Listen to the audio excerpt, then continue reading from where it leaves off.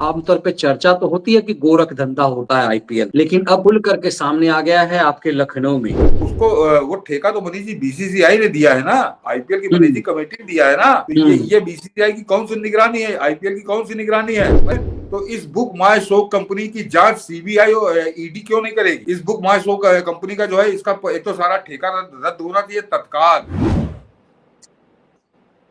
Sir, अभी IPL चल रहा है, लोग बहुत मस्त हैं आईपीएल देखने में, और उस आईपीएल में भी जो आमतौर पे चर्चा तो होती है कि गोरख धंधा होता है आईपीएल में, लेकिन अब खुल करके सामने आ गया है आपके लखनऊ में, इकाना स्टेडियम में, और ये चीजें शिकायत आम होती है।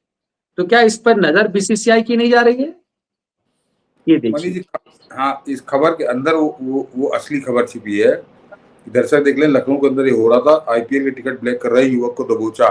तो ये बड़ी कॉमन सी बात है कि लोग टिकट ले लेते हैं, टिकट उसको बाद में ब्लैक करते हैं।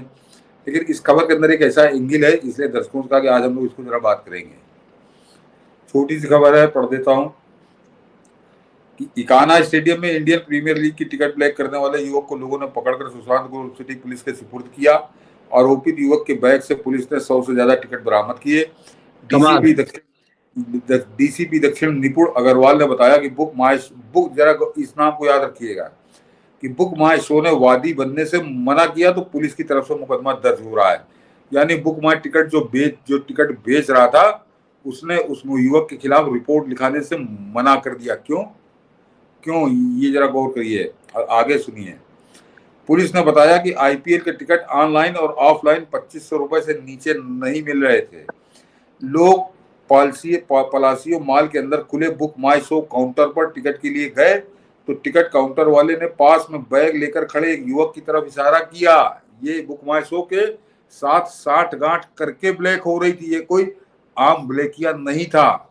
इसलिए मैंने कहा ये खबर ज्यादा महत्वपूर्ण है कि लोग पलासियो मॉल के अंदर खुले बुक माई शो के टिकट लेने गए तो टिकट काउंटर वाले ने पास में बैग लेकर खड़े एक युवक की तरफ इशारा किया। वह बैग में 100 से अधिक टिकट रखे हुए था। 499 वाला टिकट 900 रुपए में और 599 रुपए वाला टिकट 1200 रुपए में बेच रहा था। टिकट की अधिक डिमांड पर बताया कि जितने चाहोगे उतने मिल जाएंगे, जितने चाहिए बताइए। जिसके बाद लोगों ने युवक को पकड़कर पुलिस को फोन कर मौके पर बुला लिया।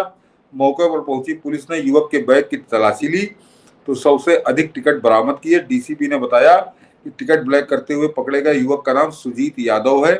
मूल रूप से गोंडा निवासी, यहाँ के आईटी कंपनी में काम करता है। और जरा आगे यह मनीष जी के आईपीएल का टिकट, ये पूरा ये भंडा फोड़ कर रही है ये खबर।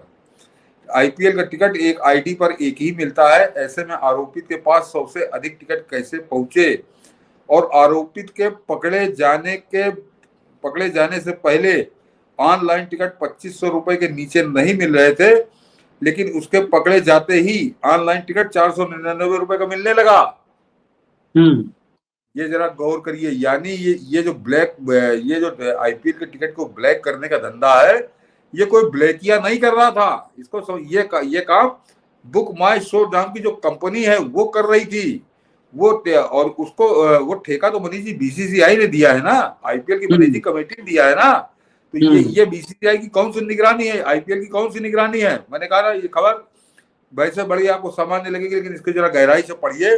तो मेरी आदत है खबर के पीछे खबर पढ़ने की, तो इसको जरा सोचिए कि वो जैसे वो लौंडा पकड़ा गया तो जो 2500 रुपए का टिकट नहीं मिल रहा था ऑनलाइन, वो 499 रुपए में उपलब्ध हो गया। तो यानी उसको रोक रखा था कंपनी ने और अपने बाहर एजेंट लगा के वो बाहर उसको ब्लैक करवा रही थी। और ये कुकर्म, ये बुक माई शो बेचने वाली जो कंपनी है, सब लोग जानते होंगे, सिनेमा हॉलों के भी टिकट ये बेचती है।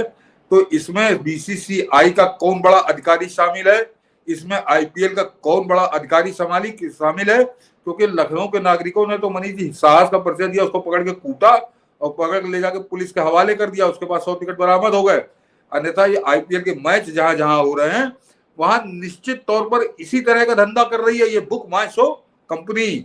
ये कंपनी ब्लैक कर रही है और ये कंपनी कोई अपने मन से नहीं कर रही। इस कंपनी को ये काम करने का ठेका या तो बीसीसीआई ने दिया है या आईपीएल ने दिया है।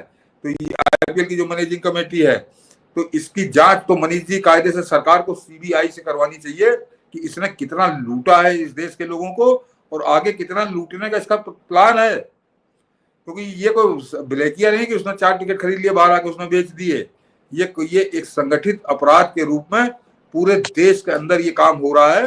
और मैं उम्मीद करता हूं कि हम लोग की बात शायद पहुंचे कि कम से कम अब आगे लोग न लूटे जाएं। जो 499 का टिकट है उनको 2500 रुपए का ना खरीदना पड़े। और हमारे मोदी जी अपने कार्यक्रम के माध्यम से जिन लोगों को पहुंच रही हो वो जरा तलाशें, जो क्रिकेट के शौकीन देखने जाते हैं कि ऐसा कोई आदमी मिले उसको पकड़ के बंद कराइए, क्योंकि वो बुक माई शो कंपनी खुद ब्लैक करा रही है। ये है बड़ा घोटाला। आमतौर पे लोग इस नशे में खुद ही इसका शिकार हो जाते हैं कि चलो मिल रहा है जल्दी से ले ले। लेने के बदले आप उसकी शिकायत करवाइए, उसको गिरफ्तार करवाइए। क्रिकेट मैच तो आप टीवी पे भी देख लेंगे, आईपीएल तो ऐसे ही हुआ है। मनीष जी जो खेल मंत्री हैं इस देश के, ये इतना बड़ा घोटाला बिल्कुल तथ्यों के साथ सामने आया है, तो इस बुक माई शो कंपनी की जांच सीबीआई और ईडी क्यों नहीं करेगी? इस बुक माई शो कंपनी का जो है इसका एक तो सारा ठेका रद्द होना चाहिए तत्काल, और साथ ही साथ इसके सीबीआई और ईडी इसकी जांच करे, तब लगेगा कि हाँ इस देश में कोई कानून है।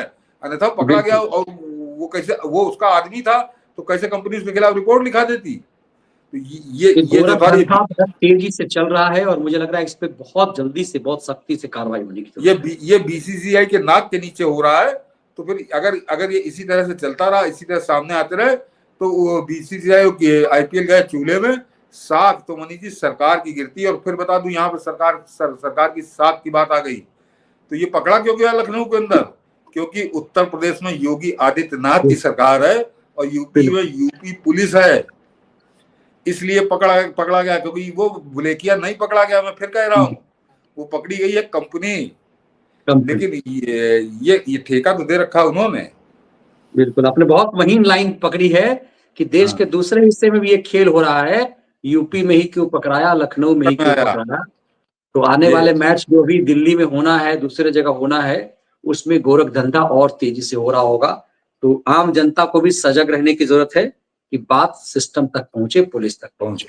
बस।